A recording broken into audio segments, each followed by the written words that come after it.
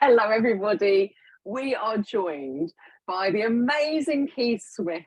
He is going to give you just a hell of a lot of amazing information all about the PT experience, something that he is incredibly passionate about. What I love about this man is he's incredibly humble. He's an amazing educator. He's obviously sort of going, oh, are you talking about me? He's an amazing educator. And I am absolutely sure that you will be entertained, engaged, and inspired by what he's got to say. Isn't that right, Keith? We hope so. We very much hope so. We very much hope so. Keith, do you want to show them what your planned entrance to the conversation was? I was going to do this. So if anybody's listening to this on audio, you have just missed hilarity. Keith Smith has entered the screen from below. So anyway, welcome, Keith. It's always a genuine pleasure to talk to you. So why do you think we should talk about this subject, the PT experience? What about it? Well, I started when you know, I'm totally in agreement with continual professional learning, professional development, and I like to read a lot, and I like to listen a lot, and you know, I go to regular workshops, and maybe for about the last, I don't know, 6, 7, maybe 8 years, people have been talking about the experience, and then I started to wonder, well, what is it then? What is the experience? Like, tell me about it. We've got all these like funky words in the fitness industry that we throw into conversations that we use to illustrate a point. But really, well, what is the experience? How can we define it? So there was one thing there that I was interested in. And secondly, you know, I'm interested in it. It must be all about the member for me. It's all about the member. People ask me, oh, what's the next big thing? What's the next big thing? What's the next big trend? Well, it's got to be the member. There is nothing else. If we don't have members, we don't have an industry. And I started to think, well, what's the next thing for the member? How can we take our industry? How can we take the PT offering perhaps to the next level? So I've always been interested in that. Thirdly, I've been a very lucky individual within the fitness industry, and I've been surrounded by a lovely load of people who continually talk about the member and what the member should be experiencing. So I suppose it's those three things in combination that I started really to think about. What is it, and how can PTs go about delivering it, I suppose? Yes. Because I think it's an assumed thing that people know how to do this. Yeah. Actually, it's you know, people amazingly, and it doesn't have to be just PTs when we're thinking about experience. We, you know, go along to the course, and then it's like, what now? Often they're sort of out in that real world, and first of all, it's like, oh, how the hell do I get clients? Yeah. But also, how do I keep clients? Yeah. And also, let's remember that often, when you're in a gym, the experience that you're creating with that one person is often observed by others. Yeah. And they're like, I want me some of that. I want some of that, without a shadow of a doubt. Without a shadow of a doubt. Yeah, definitely. So what I wanted to, I've got 4 key questions I'm going to ask you. So let's get to the nitty-gritty of it. So why do PTs actually really need to think about this experience? What is it that's going to take their offering up a notch? Okay. So before I answer that, I want to be just quite clear that, first of all, let's think about the offering that a PT delivers. Let's talk about the service that they offer, first of all, because basically experiences are quality services with added positive feelings. That's what it is. Experiences are about the feelings that are evoked within the member. That's what an experience is. But I'm not taking anything away from what every other great educator does within our industry, is like thinking about what the PT is offering. How can we develop our toolbox to make sure that when an individual's standing in front of us, we do meet their wants and needs. So services are huge. What a PT offers in terms of creating solutions to help clients get around their challenges, get around their issues is vital. Experiences aren't instead of services, they are the next level of a service. Does that make sense? Absolutely. Yeah? Yes. So I'm certainly standing here, whoever's listening, saying, continue with your CPD, continue with your professional development, learn as much of the science of exercise as possible, learn as much of the exercises within your facility as possible, how to use the equipment effectively, because that's massively important. For me, why PTs should think about experiences is because most of the experts out there, when you read the books, are saying it is the next level of customer value. That's what it is. Right. Yeah. When you read the experts, the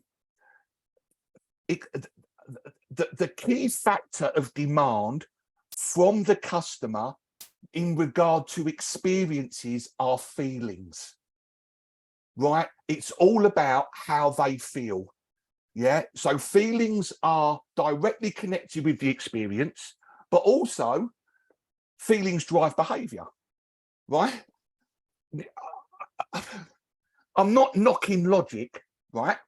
Yes. Right. I'm not knocking that, but feelings drive behavior. And I'll give you an example. I recently bought a new car, right? It's not new, right? But it's new to me, right? So I drive it up outside the house. My wife, who's absolutely wonderful, she comes out, she starts looking at it, walking around it, and I find myself having to justify my purchase with logic, you know, and I'm justifying it with logic about the size of the car, the size of the engine, its emissions and all of that. So I'm justifying this purchase to my wife with logic. But that wasn't the reason I bought it. The reason I bought it was because I went to the car showroom, I sat in the car, I caught a glimpse of myself in the mirror and thought, my God, you look sexy in that. That's why I bought it. Do you know what I mean? So we buy things based on feelings. And that is undisputed. You read any book out there that's been written in the last, I don't know, 20 years, and clearly I got quite excited then, didn't I? I do apologise. No, I love it. Because I was thinking, you're so blinking right. And this is what we've got you on, because you're passionate. So right. So yes. So you read any book, and you know there are some great ones out there. And if you want a reading list at the end of this, I'll gladly give you a reading list, because none of this stuff is mine. It's how I've interpreted the books that I've read, basically. And you know, feelings drive behaviour. So if clients, if PTs, you know, want to retain clients and they want to attract clients, as you quite rightly said earlier, when someone looks across the gym floor and says, I want some of that, there's a feeling that's generated there.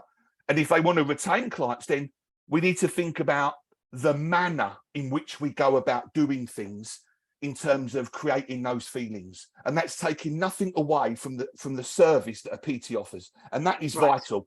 And sometimes in the past, I've made a mistake by getting all excited over experiences, but forgetting that fundamentally, if we don't have a service to offer, then we've not got anything, have we? Exactly. It's a bit like going to the car showroom and there being no cars, right? Exactly. So you've got to sit in one, experience it. And what interesting, I love that analogy. And those are the sort of things that sing in my brain and stuff.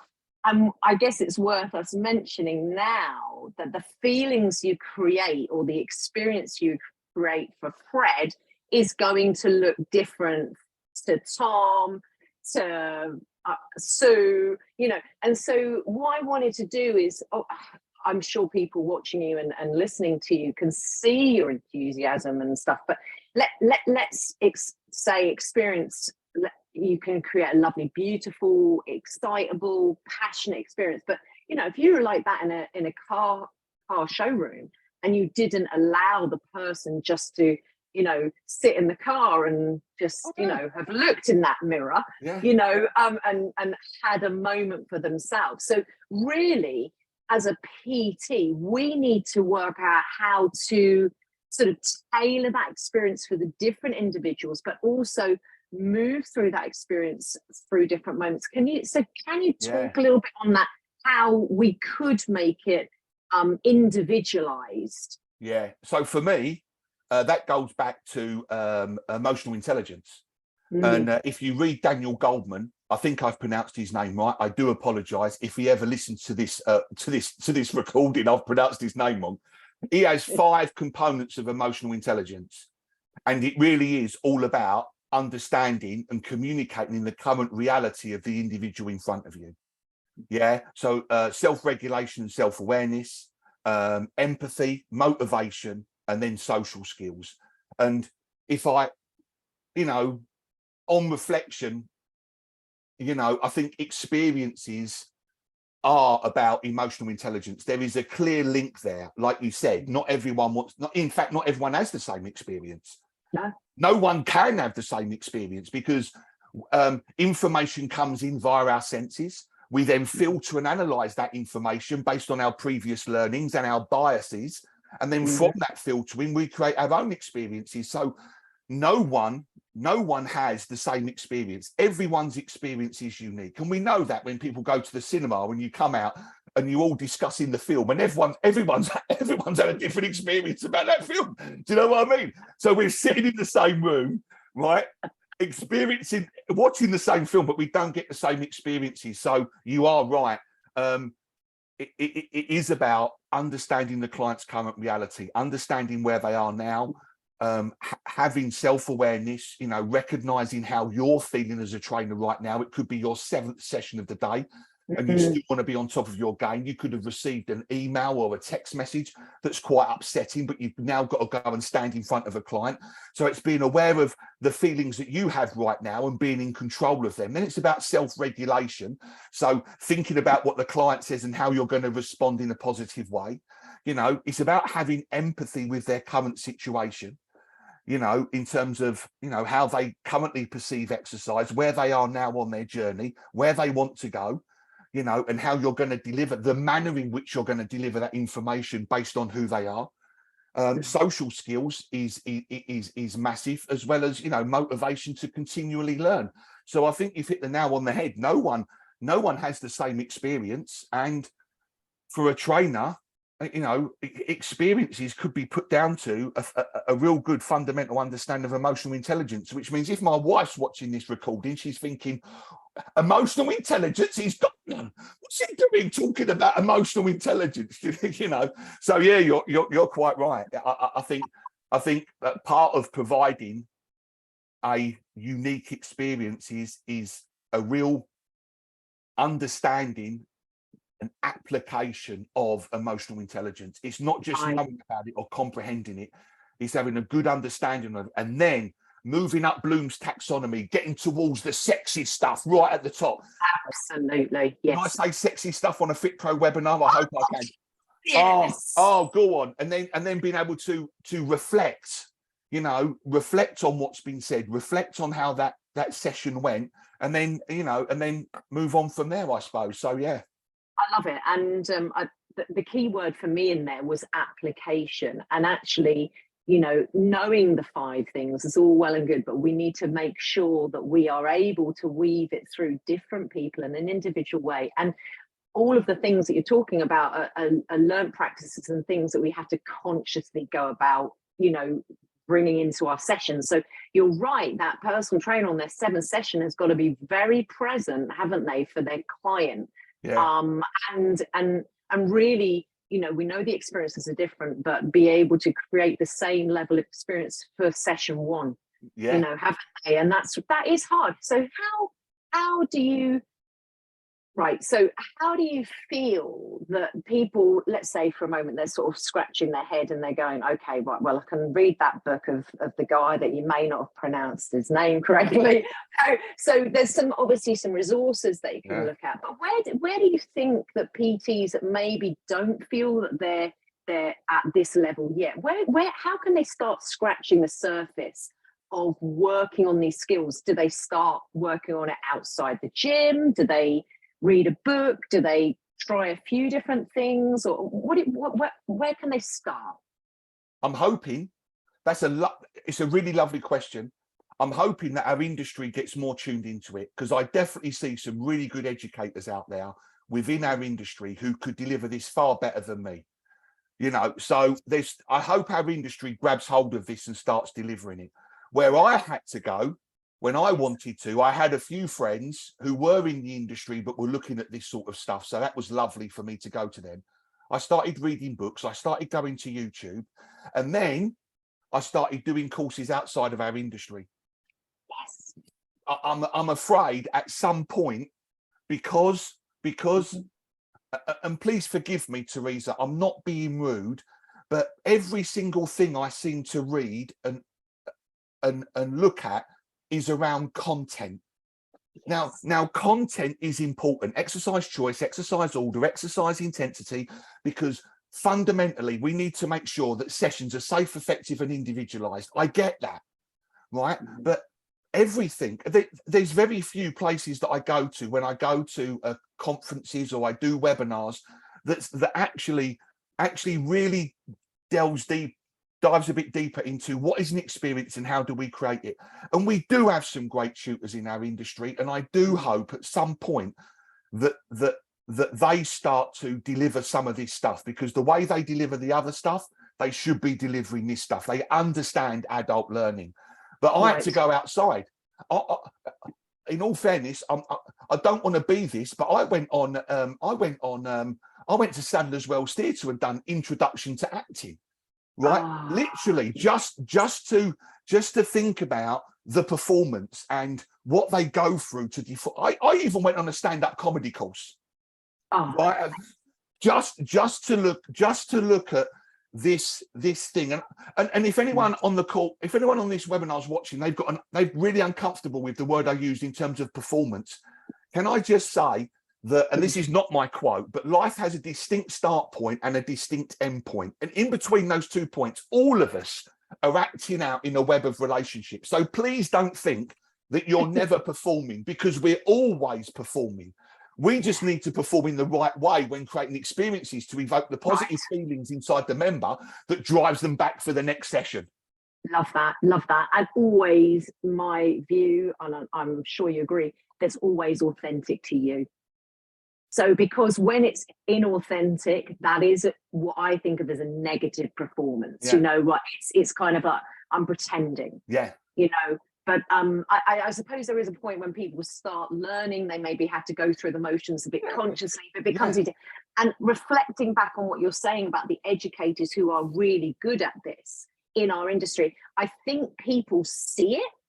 They see them doing it, so they try and copy, but perhaps we've not got enough people currently talking about how other people, like people in our industry, can do it for themselves. Yeah, I think that's a brilliant question. I'm sorry to interrupt you. I just got really excited then. I think the point that you make is excellent. I think until we get it right in our industry, and I hope we do, we've got a lot to learn from hospitality, from retail, from tourism, and dare I say it, from entertainment. There's a hell of a lot to learn from there, and I'm not taking anything away from the science of exercise. I just think there's other things to think about. You know, I try and balance my CPD with something on content and then something on the experience. And you know, but that's just me. I mean, you don't have to. Your balance could be three times as much on content, and then I'm going to have a look at, you know, creating experiences. You know, so I think I love the fact that you sort of went outside, you know, our industry to sort of, you know, work on things and kind of have a glimpse into it, because you've always, I've known you for many years, and I've seen you as an educator. You are, in my opinion, what looks like very naturally good at this, but this is something that you work on.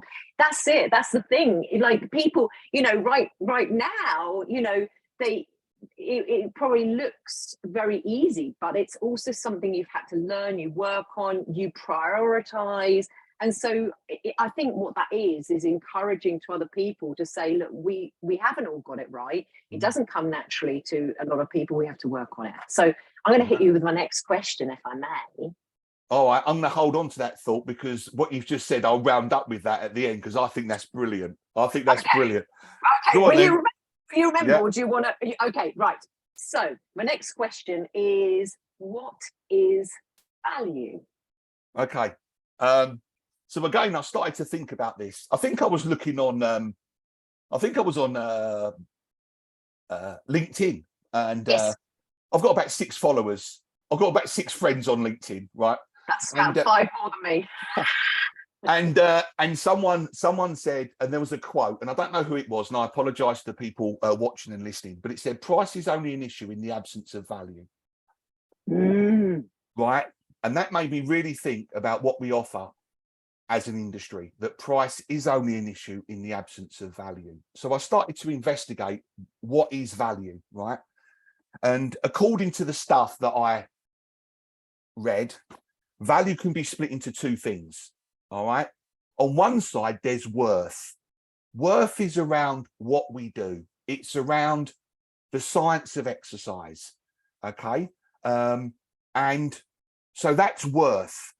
Okay. That's how that, but with worth, in terms of monetary value, it tends to be even. You reflect on, oh, Keith's offering that, and Teresa's offering that. And Teresa's price is different from Keith's price, so I'm going to go with Teresa. So we weigh up worth in comparison to other people. Does that make sense? 100%. And Yes, there's very little differentiation with worth. Okay, someone wants to paint your house, we just paint in my house. So what? How much do you charge? How much do you charge? That's it. But then the other side of value is about emotions and feelings, coming back to the experience. Yeah. You know, feelings drive behavior, number one, right? And feelings are fundamental in terms of the experience. In fact, what separates the experience from a service is positive feelings. And then we can break feelings down into 2 parts. Okay. You can break feelings down into the identity of the trainer. Okay. So people buy into the identity of a trainer. I buy, therefore I am. It's why people buy into labels. It's why people, you know, they buy into a label. They buy into a story. They buy into the identity. They think that buying that item of clothing or buying that car reinforces to everyone else who I am. It's a feeling. So I think there's a lot that we can do as an industry, and more importantly, individuals, in terms of refining our identity, who we are, what's our story, you know, what's our brand. So some of the emotions, some of the feelings comes from identity, but then a lot of the feelings in terms of value comes from the moment. The feelings that a trainer creates within the client, within the moment. We don't think enough about the moment. We're constantly focused on the long-term goal, which is a good thing, because that's going to solve the client's issues, get around their challenges. And I totally agree with that. And we've got to continue to spin that plate in order to be successful. But in terms of value, it's the feelings in the moment. If we look after the moments a bit more and create the positive feelings, that's going to drive behavior. If it drives behavior, they're going to be successful. The trainer's going to be more successful because people are coming back and achieving what they want to achieve. For me, and I'm going to be quite outrageous right now. For me, if I think about the moment,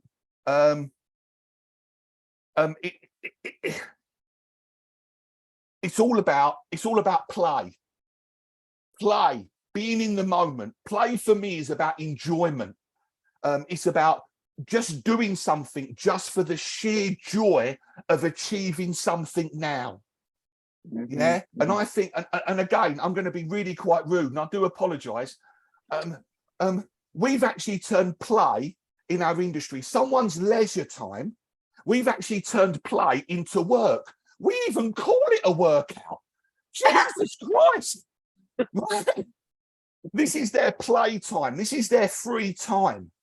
Yeah, there's in the book Drive by Daniel Pink, lovely book, well worth reading. He talks about autotelic experiences being self-purpose or self-driven. I think that I'm just enjoying something just for the moment, and Absolutely. and I think and I'm sure a lot of trainers do think about it, but we need to create feelings in the moment, because it's those, if we look after the moments a little bit more, the long-term goal may be easier to achieve because you're driving them back. You become more successful as a trainer because people are coming back and achieving their goals. We know that adherence to exercise is a real key influencer in terms of retention. So if we can increase or maintain adherence, you're going to retain them a little bit longer. If you retain them a little bit longer, there's a better chance they'll achieve their long-term goals. We need to go back. In fact, there's a lot that PTs can learn on the gym floor from the studio, in terms of creating moments that drive people back, and how the instructor performs, shall I say, how they engage, what they do, and we need to turn work back into play. When I talk about play, I'm not talking about ball ponds and swings and sand pitch. Do you know what I mean? Yeah, I'm talking about just someone's free time and just enjoying the moment. I'm going to talk about it a little bit later, perhaps, but there's a lovely book out there called Flow by Mihai Csikszentmihalyi, and he talks about flow. And when someone's in flow, hours seem like minutes. Their worries of the day fall away from them, and their sense of self becomes stronger. For me, that is play. That is play, and we're so focused on the long-term goal, which is important, that we forget the moment. And when you look at value is a combination of worth, what we do, but also the emotion. And emotion and feelings are linked to the identity of the trainer, because there's no doubt about it that clients will buy into the identity of the trainer, because that's natural. We do it everywhere else, so why wouldn't we do it in the fitness industry? But it's also about the feelings that we create in the moment, and I'm really passionate about that. Love that. So, when you're saying it, it makes complete sense to me in, sort of creating those moments. Let's for a moment, brilliant fun there. Let's for a moment think that anyone listening to this is going, oh, well, yeah, but what does that look like? When do I do it? How do I create it? Is a moment silence? Is a moment an experience? Is a moment okay, experience this moment now? I mean, how do we foster those moments? Yeah, give us some ideas. I think it goes back to our previous discussion around emotional intelligence and social skills. I think it's about building those relationships slowly, and being aware that we build relationships over time, maybe with acknowledgement first. So we don't even talk to someone, we give them a wave in the gym, we give them a thumbs up, I don't know, having a coffee, whatever, we build. So there's acknowledgement, and then there's getting to know them a little bit more. There's a little bit of small talk, putting them at the center of the process, creating trust, barriers come down. Then it's just a matter of getting to know them, to be fair. I mean, when you do a presentation, you just have to go for it. I mean, people are buying into this or not. I mean, there's nothing I can do. But when it's more of a long-term relationship, then it really is about it's about emotional intelligence. It's about getting to know them. It's about understanding how we get to know people through acknowledgement, and then small talk, and then building that relationship. And then it's all about, once we get them, it's all about balancing the content of a session, the exercise choice, exercise order, exercise intensity in the right way. And then it's also about the context of a session, how you go about delivering it. And there are really key skills that PTs learn at level 2 and level 3, and how you go about using those skills in the client's current reality. So I hope that answers your question. Yes, it certainly does. So should we go for question number 3? So how does content affect feelings? Okay. So when we're talking about content, we are talking about exercise choice, exercise order, and exercise intensity. And I do feel sorry for most people entering the industry right now, because there's just a huge amount of content. You know, it must be like choice paralysis for them. Do you know? Whereas, you know, I grew up in the fitness industry where I remember the first cross trainer on the gym floor. I remember seeing my first cross trainer. Do you know what I mean? So I've had a slow, steady bombardment of this stuff. But anyone coming into the industry, so I do before we look at content. It is difficult, without a shadow of a doubt. And so I just wanted to mention that before I move on. So in terms of content, I suppose it really is understanding the client's current reality. Where are they now? And also understanding their past experiences. When was the last time they were in a gym, except, you know, how they feel about exercise, you know, because it is about feelings. Because if I get exercise choice, exercise intensity, and exercise order wrong, and I don't like teaching in the negative, and I make them feel awkward, anxious, and uncomfortable, they're not coming back. You know, so for instance, if I get the intensity wrong on a interval training session on the rower, you know, and we have to end that session early, or they can't complete it, that's going to make them feel uncomfortable. If I choose an exercise that's too complex, that's going to make them feel uncomfortable.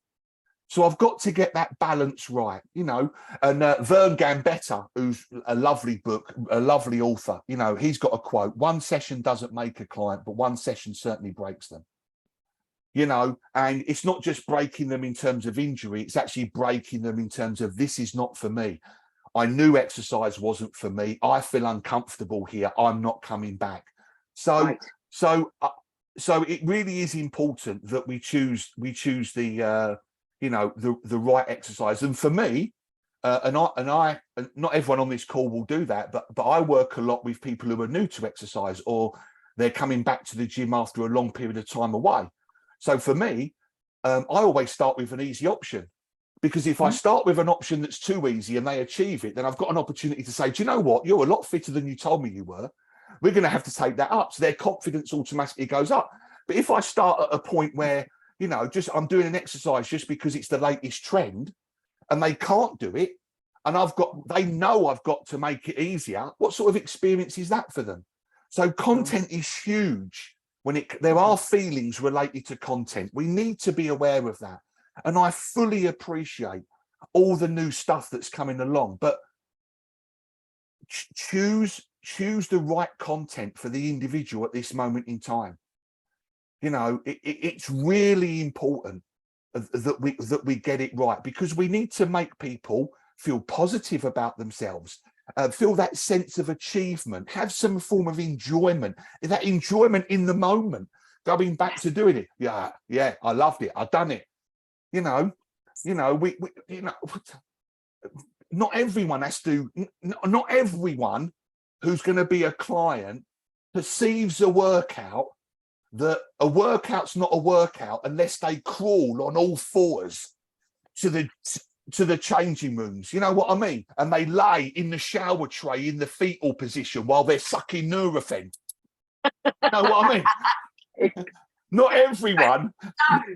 Not everyone perceives that. So, and it is difficult. It is difficult to get the balance right, you know. But one of the key skills of PTing is questioning around intensity, questioning around comfort, questioning around enjoyment. So use those skills in the moment to get some feedback and change it. Because if the client sees that you're changing it, and you're trying to work with them, I'm sure that's more of a positive feeling of trust than actually not working with it. So content. Don't just follow the trends. Oh God. No, honestly, don't just follow the trends. Find out the reality of the client, because content is huge when it comes to feelings. And going back to Mihai Csikszentmihalyi and the concept of flow. He talks about flow is a fine balance between complexity and intensity, you know, and if I get the complexity or the intensity too high or the complexity too high, they're going to feel anxious and awkward. If I get the complexity and intensity too low, they're going to become bored and apathetic. So there's that fine balance between intensity and complexity that puts them in that corridor of flow where those hours seem like minutes, you know, their worries, and we've all done it, their worries of the day fall away from them, and their sense of self becomes stronger. You know, and I also believe, if I may just take a quick diversion, that when you read some of the experts who talk about experiences, fundamentally the level of experience apparently that's the highest is when someone does feel as if they're changing, but not changing in terms of body transformation, but changing in terms of their attitude, that they're moving up Maslow, they're moving more towards self-belief and autonomy and understanding. And I truly believe that the experience that a PT provides is not just in fitness, but it has to be the psychology, you know, that we're leading them towards a sense of autonomy, you know, where they're you know, self-determination theory. So their autonomy is high, their competency is high, and their relatedness. They actually have a fitness identity. Wouldn't that be lovely? And I do believe that as trainers, we need to get that right. Anyway, I'm rabbiting on now, so I'm going to stop. No, I was love it. You were in a bit of a flow there, right? I was in a flow. The whole thing for me about flow state is that is all about being in a moment, but it not being like this conscious moment that you've created. So, you know, the whole idea of flow is a beautiful moment. And actually, it's something, you know, I'm just sort of thinking about people listening in or watching in. Flow is something you see kids when they're playing. Yeah. They're just in the moment, they're uninhibited, they feel free. And you know, like you say, these minutes, it could be hours, minutes, you know, you get lost in the moment. And it's a beautiful thing. If we can kind of create that in our clients, wow, what an amazing thing. Yeah. But again, why not aim for that? Yes. You know, because in that moment, there's those feelings. Feelings are a major factor in the experience, and feelings drive behavior. It all goes back to feelings.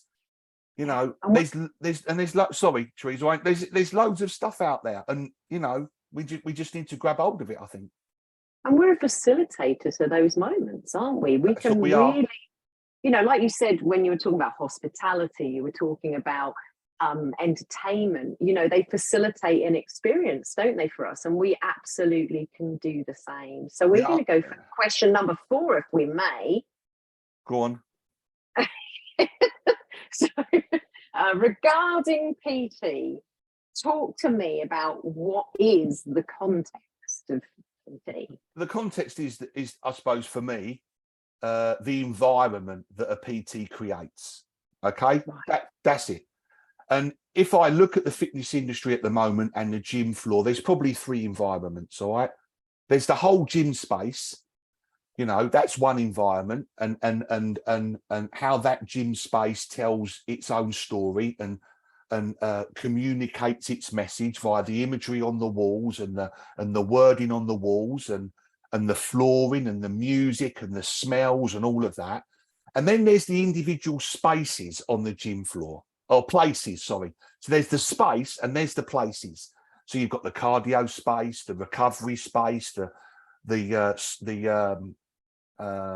free weight space, the selectorized equipment space, maybe the functional space. I'm going to use that word, although when it comes to experience, I do have issues with the term functional. If you want to question me on that later, we'll bring that up. So there's the functional space. And then finally, the space that I'm responsible as a trainer, or the environment that I'm responsible as a trainer, is the relationship, the rapport. When I talk about context, it's sort of the relationship that a trainer has with their client, the environment that they create with them, because that has feelings. You know, the way I deliver, you know, in terms of, do I use a demonstration or not? If I use a demonstration, how's that going to make them feel? If a demonstration is going to raise their confidence, raise their belief that they can be successful, then I'll use a demonstration. It's all about the language that I use with a client as well. Where is the client right now in their fitness journey? What do they understand? What don't they understand? I could be really, I could say, I could use quadriceps, hamstring, gluteals, but they might not understand that. Again, it makes them feel awkward. I could be really street and go the Vastus brothers and Rec Fem, innit? Do you know what I'm saying? Right? I could be right on it, or at this moment in time, if I use that language, is that going to make them feel anxious? So I'm not going to use that language. I'm going to use the language that they talk about. I'm going to say something quite controversial now. Members don't care what I know. Members care how I make them feel. End of story. Knowledge is not power. The use of knowledge is power. So we have this knowledge, and it's how we use it to create the moments, and that's in the context where I position myself. Do I, as I observe them and I move around, where do I position myself to give feedback? How close to them am I? How well do I know them? Where do I situate myself? I mean, when I see PTs with a client on the rower and the PT is sitting on the rower next to them, and then the client has to turn their head to engage with the PT, I'm thinking, that's outrageous. That's the member, and the member is having to turn their head to engage. How's that making them feel in terms of the value that they're getting? Why doesn't the trainer come to the rower at the fan end, come down onto one knee, make eye contact? You know what I mean? It's all these little things, 100%. Positioning a client in front of a mirror. Now, I know mirrors are important. They give the impression of more space. They create more light. But believe me, if someone was PTing me right now and they put me in front of a mirror, they'd never see me again. In fact, the only good thing about being Keith Smith is I live on this side of my face. Do you know what I'm saying? Right. But do you know what I mean? So positioning is huge. So is demo. So is language. The use of praise. The use of praise. It's not used enough. And you don't just say good. It means nothing to them. You say good and you link it to their effort. So you would say to me, Keith, that's lovely. Feet are flat on the floor, knees are soft, you're nice and upright. Perfect. You link your comment to my efforts. If you do that, again, my confidence goes up. I'm filled with positive feelings. Someone doesn't have to say good, do they? There's loads of things you can say. Gorgeous, fabulous, beautiful, naughty, sexy, dirty, filthy. I'm building up to filthy. I've never used it, but I'm going to get it in one day. Do you know what I'm saying? but and then so the use of praise. We know that by linking praise to their efforts, their confidence goes up. If their confidence goes up, they're more likely to come back. It's another feeling. And the use of correction. How we go about correcting someone, there's loads of different ways of how we can go about correcting them. Where is the client's current reality, and how are you going to feed it back whilst maintaining or developing their confidence? Now, someone who's new to exercise probably wants everything delivered in the positive, and I understand that. Someone who's more experienced might expect more, and I hate this term, critical feedback, but it all depends on their current reality. And how we go about delivering. And Teresa, I'm going to stop after this, but I don't like teaching in the negative. It's really bad of me. But in terms of creating positive feelings, in terms of the context, there's things that we need to avoid as trainers. Drinking coffee on the gym floor, eating on the gym floor, leaning on the equipment, looking at your watch, looking at yourself in the mirror, chatting to other trainers, standing behind the client while they're squatting, counting 1, 2. I mean, how's a client going to feel when doing that? There's loads of things, even using your phone. I get the fact that you might be writing notes about the client's performance on your phone, but how is that perceived by the client? And more importantly, as you said earlier, other people who are looking on. So there are things. So, and we do look at these things at level 2 and level 3 in terms of the performance. But I think we need to think about how we take it to the next level and how we use these skills in terms of creating the experience, because I do believe that in terms of context, the experience can be developed. Just like the content of a session is progressed, then the client's experience can be possessed, because I can manipulate these things, demo, language, observation, positioning, praise and correction, as the client becomes more self-aware, self-confident, and starts believing in themselves, then maybe I move towards more of a coaching model. And by coaching model, I mean a book. There's a lovely book out there called Coaching for Performance by Sir John Whitmore, not coaching for sport. I wasn't into sport as a kid. I know nothing about sport. In fact, the only event I ever won was 1985 downhill rolling competition at Greenwich Park. But it was me and my brother who were only competing. We decided to form the South East London Championships, and I beat him. So I'm not really into coaching for sport, but Sir John Whitmore talks about coaching for performance, where the PT is more about observation and then asking the client questions, so the client comes up with the answers themselves, and they go on their own journey of self-discovery. So I do believe that not only does a session progress in terms of content, but a session can progress in terms of context. And as the client moves forward and moves towards this, sense of, self-determination theory, that, and they are autonomous, but they use the trainer, perhaps not as often, but they use the trainer to observe and ask questions. And that leads back to a better experience, because if I'm coming up with the answers myself and they're working, that means the positive feelings are unique to me, and the positivity goes up, so it's a better experience. It all just feeds in, doesn't it? And you know what, as you're saying this all the way through, all I'm just feeling is this feels like a whole sort of sense of, it's showing that we care for the client, that we are adapting to them, we're working with them, we've listened to them, we're using them, they know themselves best.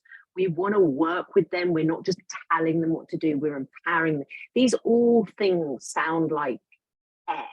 And I think that's such an important thing that we can do.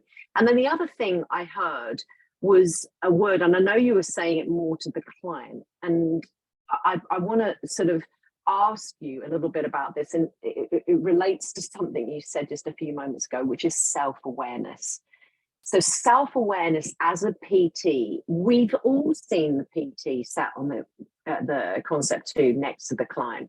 We've all seen, them on their phone. We've all seen it. And honestly, I'm sort of scratching my head thinking, let's relate it to, if you were doing stand-up, right? And you said that earlier, or you were performing in a play, you had your back to the audience, everyone would be going, how do you not know that we can't hear or see you? And this is the thing that sometimes I find with PTs is that, sorry, again, I know you sort of said sorry if it sounds critical at times, but I really want us to explore the idea of self-awareness as a PT. How do we not fall into those mistakes? Because I tell you what, you and I know that is not allowed on a level 2 or level 3. So how is it? Is it people don't think it's important enough, or they're just not self-aware, or they've not been role modeled it? Where do you think this is? And how do you think people can become more self-aware so they don't fall into these traps? What a lovely question. I haven't planned for this at all, so I'm going to go for it. Go for it. There's a difference between learning and development, right? And there's some outstanding tutors out there, and there's some outstanding training providers, and I take my hat off to them. For me, it comes back to a point that you made earlier around the difference between learning and development, which is around mastery. And for me, and again, this comes from, I think it's Sir John Whitmore where I picked it up. Mastery has sort of 4 levels. There's that level, and we've all heard it, and I'm going to repeat myself, everyone on the call knows it. There's the first level being unconsciously incompetent. I don't know what I don't know. I think I'm there with cooking, to be fair. Anyway, right, so we're unconsciously incompetent. We don't actually know what we don't know, and then we start to read a little, we go on YouTube, we start to observe a few people doing stuff, and then we get to the next level where we're consciously incompetent. We are now aware there are things that we can't do at this moment in time. The next 2 stages for me come back to what you said in terms of awareness, okay? The first stage is consciously competent. This is for PTs entering the industry. For me, this is a point of celebration. You've passed the assessment. You've met the criteria, right? Congratulations. Like, I'm really happy for you that you're starting your career. But the first word in that was consciously. And consciously, we can only hold on to 7 things plus or minus 2 at any one time. So when I'm on the gym floor teaching and I'm in this place of consciously competent, I'm still thinking about my behaviors. Where do I go? What do I need to say? And sometimes in that place, you forget these things and you sit on the rower that's next to you, or you lean on the kit, because there's so much going on. You're still in this place of being consciously competent. You're still thinking about it. Now, at this point, consciously competent, going back to learning and development, this is where the training providers finish. Right? This is where the training providers finish. You've passed the assessment. Congratulations. Here's your certificate. In terms of development, we need to get more used to giving feedback to one another in the workplace. Yeah. When my first teaching job, I taught voluntarily. I taught at the club, Central London, YMCA, for 3 years. On a Friday night, I taught a circuit class, right? And once a month, guaranteed, a member of the staff watched my class and gave me feedback. Guaranteed. Then I became a tutor for the YMCA, and they wouldn't. People are going to say, "Yeah, I can see him deliver. I know why they did this." But everyone went through this. They didn't allow me to stand in front of learners on my own for 3 years. There was a logbook to complete. I was developed. Yes, I did my Cert Ed. I had my certification, but they developed me. And then that was a habit that was instilled in me. And I still get friends to come along to see me deliver and give me feedback, because it's about development. And I think that the final level, please excuse me, the final level of mastery. So we go to consciously competent, which is a celebration, but we need to go and talk about coaching and development of ourselves, because that leads to the final place, which is being unconsciously competent. So now I've embedded those skills and behaviors. I can forget what I need to do because those skills and behaviors are embedded in me. Now the only person that I have to focus on is the client. Then I can create the wow. Yes. So was that a bit wrong? That was a bit wrong, wasn't it? Yeah. I think there was some jazz hands there as well.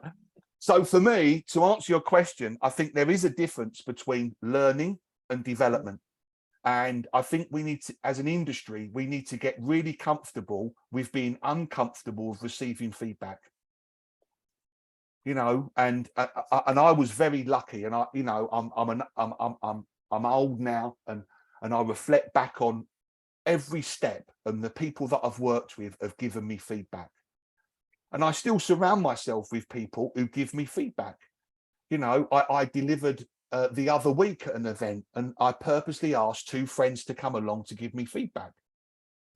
When you get feedback, you know, when you first receive it, it makes you a little bit uncomfortable, but you know, the next time you do it, you're just much better. And for some reason, it's like,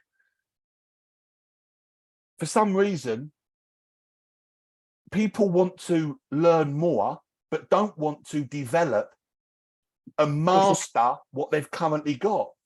You know, it's all about more. Well, sometimes that might work, but sometimes more doesn't make you better.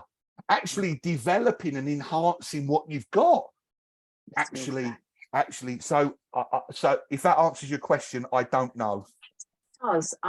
So, you know, I've been through those sort of mentoring programs, and I used to mentor people, and it was really interesting. The people that would come forward for those things, they were the people who you really recognise they wanted to master something because they realised the value of the word, etc., and all the things you've spoken about.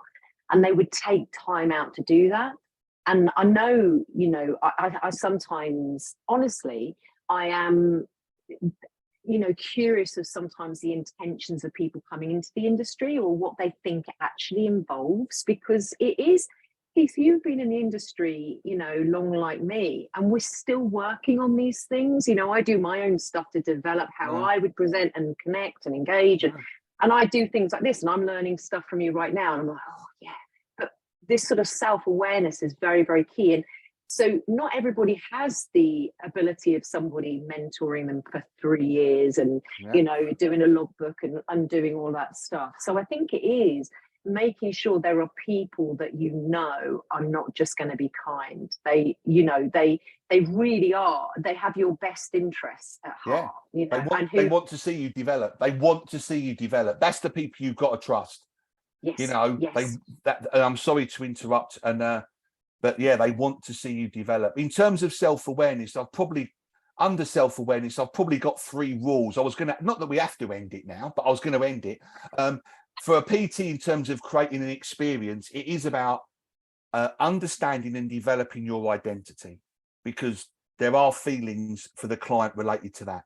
It's then understanding your audience. Who are you targeting? And more importantly, when you've got that person in front of you, what's their reality? And the final one, which you brought up really early on, and we've continued to talk about, is mastering the skills and behaviors. Skills as in doing something really well, behaviors as in how you communicate, you know, because behaviors are basically communication. You know, that my behaviors are my communication. You know, my values come out in my behaviors. I communicate my values through my behaviors. So it's about mastering the skills and behaviors necessary to be successful. And I think that all comes under self-awareness as well, maybe, or motivation in some way. Maybe they can live in both. Hey, that's honestly amazing. I've loved listening to you and talking to you, and I just want to give you an opportunity to sort of wrap up anything that you feel that you'd like to say covering this area of the PT experience that you don't feel that you've covered, although I think you've covered so much. I really think this will be very impactful. You know, I know our FitPro community are they're part of the FitPro community because they're hungry to be better. I'm positive of that, because we see the engagement, we see them, you know, eating up all the content, and it's not just they're going through the motions, they really are engaging with it. So that's obviously why I wanted to get you on here, so that you could speak to them, because I know it will have had a profound effect on them. But is there anything that you would like to sort of wrap up with, or say that you feel that you'd like to say to the FitPro community, or do you want to do a sing or a dance, or, you know, you did stand-up comedy? I don't know whether there's anything. No. I did it just to learn. I have no inclination from doing any of that. Work hard, listen, reflect. Don't be same. Don't be same. If we're all same, the only thing that differentiates us is price. I mean, you know, don't be same, work hard, enjoy yourself. I mean, yeah, that's really rubbish, wasn't it? Terrible ending. But that's it. So, okay, I'm going to follow up then and ask, probably anyone that's listening or watching this will go, that's a really odd question to ask, Keith. Do you love what you do? Oh, what a lovely question. Do you know what I mean? I know I've mentioned books, and I'm sorry to anyone listening who doesn't read. There's a lovely book out there by Cal Newport, and it's called "Be So Good They Can't Ignore You," and it's a play on Steve Martin's quote, who said, "Be so good they can't ignore you." And going back to "Do I love my job?" in this book, Cal Newport highlights the difference between passion and love. And we use these terms interchangeably, but actually they are very different. And Cal Newport, and I'm not saying I do it, but when you said, "Do you love your job?" I think it's very relevant to personal development and what we're talking about. So Cal Newport says, someone who's passionate about something, the first question they ask themselves is, what's in it for me? But someone who loves their job, the first question they ask themselves is, what can I do for others? Right. Yeah. And I'm not saying I do that, right? Because just like everyone else, you know, there's some things I do that are incredibly selfish, you know, and I kick myself for doing them. Right. But I think we have to grow to love the job. And Cal Newport writes that we grow to love the job because we master the skills that it takes in order to do it, which goes back to CPD, which goes back to continually reflecting and learning and doing what you need to do. So do I love my job? I'm getting there. This is like, that was kind of when I sort of prefaced the question, sort of said this is probably a weird question that wasn't planned, but that literally was a mic drop moment where you we just kind of wrapped up the whole point of this chat, which is that, you know, you loving the job, you know, like you say, it can be interchangeable, can't it?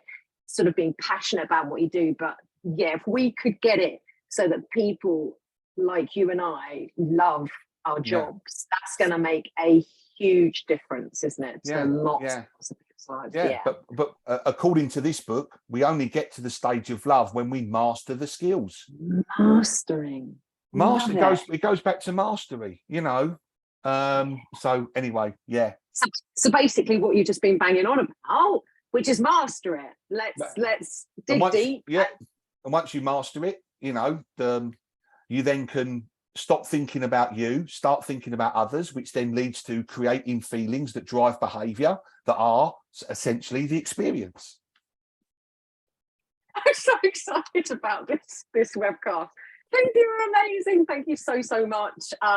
I want to also say a massive thank you for anybody listening into this. I hope it's been as impactful for you as it has for me, and spread the word and share this webcast with your fellow PTs, because I think it will make a significant difference to them and their clients' experience. Keith, let's do a cheesy wave, shall we?